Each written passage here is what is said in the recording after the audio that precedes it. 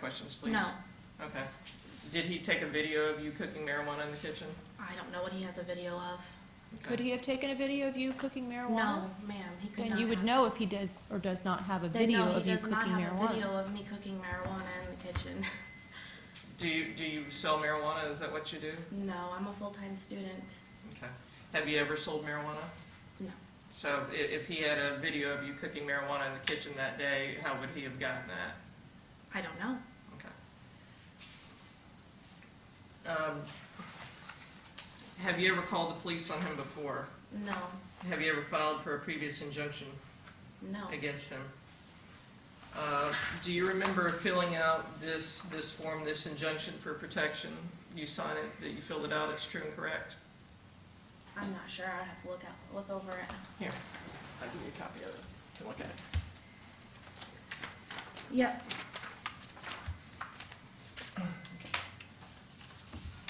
And you sign it here at the end?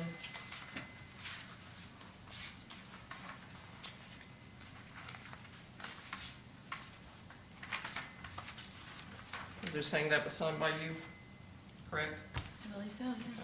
You swore to this under oath. Can you look at this document and tell me where in there it says that he said he threatened to hurt you? You're talking about the petition in this case? Yes. It says right here, Elijah Bondabaron verbally attacked me, accused me of crazy things, and threatened me. First sentence. Where does it say he threatened to hurt you? It says right there, threatened Well, me. it says he threatened you, but threatened you how? I'm not sure what you're trying to get at with this. It never. I am the victim in this situation. Ma'am, just answer the question she asked. Did you ever write down in here that he threatened to hurt you It physically? says right there, threatened me. Well, it says he verbally attacked you. All right, Ms. Carmody, at this point, it's sort of become Okay. you All right, arguing that's with her. That's fine. She's answered the question. Verbally and emotionally Ma'am, abusive. I just said you've answered the question. Let her ask the And your next question. testimony was that you were trying to video him, and he took your phone and threw it, correct? Smash it on a tree and then Okay. threw it, yes. So at the time he took your phone away and threw it, you weren't trying to call 911, correct? At the time that he took my phone? Yes. You mean when it was in his possession? How would I have called 911? No. At the time he took it from you, you weren't attempting to call 911. You were He had taking a already video. contacted the police. So he had already contacted the police. There would have been no reason for you to call 911 at that point. Well, correct, they were on Right. their way. You knew that they were on the way. Correct. All right, so he wasn't trying to deprive you of a means to call the police. By taking my phone, smashing it on a tree, and throwing it into a field was depriving me of that ability to do that. But they were on the way. Okay. All right. I don't have any further questions. All right, ma'am, do you have any rebuttal testimony? In other words, do you want to say anything further in response to what she I was do. asking? I would like to say something further. Throughout the entirety of our relationship, I have continued to try and leave him on multiple different occasions, but due to the nature of his controlling behavior, I had always been faced with homelessness or staying. And considering my children, I chose what I thought was the best for them, which was staying, to try and provide them with. Okay, ma'am, I'm talking about specifically in response to her questions about the violence in this.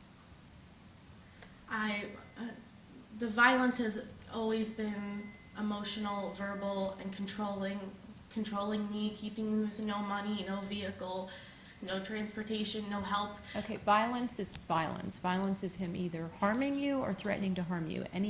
Anything else in regard to that? Well, how does screaming in your face and smashing things and throwing things Okay, not ma'am, count as I'm violence? not going to argue with you, and I'm not trying to read everything. I was trying to give you an opportunity if you had something to flush out what she just asked you. If you have nothing else, that's fine.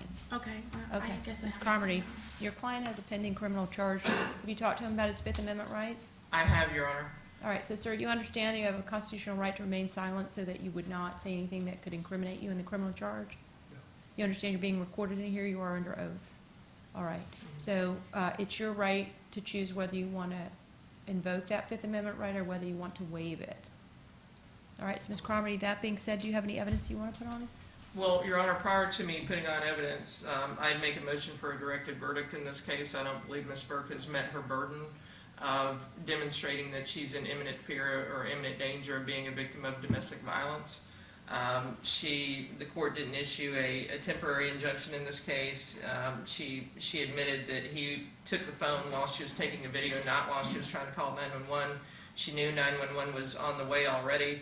About the worst she can say that happened is that, he was verbally aggressive with her during the incident. So I do a motion for a directed verdict based on that. Okay. Can I speak, or is that not allowed? Briefly, just in regard to what she said. Correct. That was one incident that we have recorded. There has been hundreds of incidents that are not recorded prior to this. This is not a new thing. This is a continual thing that has always been happened in our relationship, always. So while we have this one incident that the law got involved, it's just once. I have to say, ma'am, you're the party with the burden of proof today, so you have to prove to me that he's a threat of imminent harm to you. And the problem here is that I have to sit here as a finder of fact, and there are some inconsistencies in some of what you've testified to today. In Okay. addition to that, it's clear that you're filming him without his consent. So his purpose in taking the phone from you was to stop you from filming him without his consent, Man, not he to was call the filming police, me. not to stop you from calling the police. Now you're saying he was filming you? He was, yeah. Is that Not because on you were this- not on cooking this some date. marijuana? No, ma'am, not on this date, but he has videos and pictures and things that he's filmed me over the years of plenty of times. Okay, we're talking about this incident, though. That's what we're here for today. I understand that, but this incident is one of many.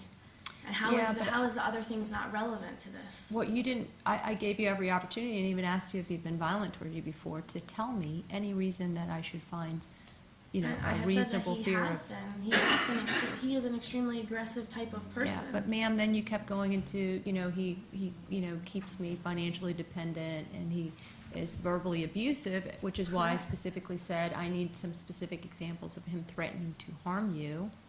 And you said, well, that day he said he was gonna hurt me, and so I said, what did he say? And you couldn't remember what he said. So, I understand that. There's a lot of emotions, and my brain is flooding with so many things, and I don't want to say that he said an exact thing. I can appreciate that, but at the same point, I have to be a finder of fact, and I have to find certain things in order to grant, Okay. because you are the party with the burden of proof. So, ma'am, I'm sorry to tell you, but I can't find that there's sufficient proof to enter an injunction at this point. Okay, so what happens if he returns back to my home and harms me at a later point after this? when Well, I tried to obviously, get first of all, you protection called the against him? police. Second of all, there's a no contact order in that criminal case. I don't know how long that's gonna be pending, but at this point, you do have that. And third of all, you can seek your own independent counsel if you wanna seek other legal remedies. But at this point, my job is to basically make sure I follow the law. And I don't find under the law that I can enter an injunction at this point. All right? So good luck to you both. You're gonna file a paternity case. I'm gonna suggest maybe you do it sooner rather than later. There is a phone All right, number. just wait for copies of your paperwork, please. All right, Mayor versus Colon, 2019-11327. Your Honor, I'm going to invite my client.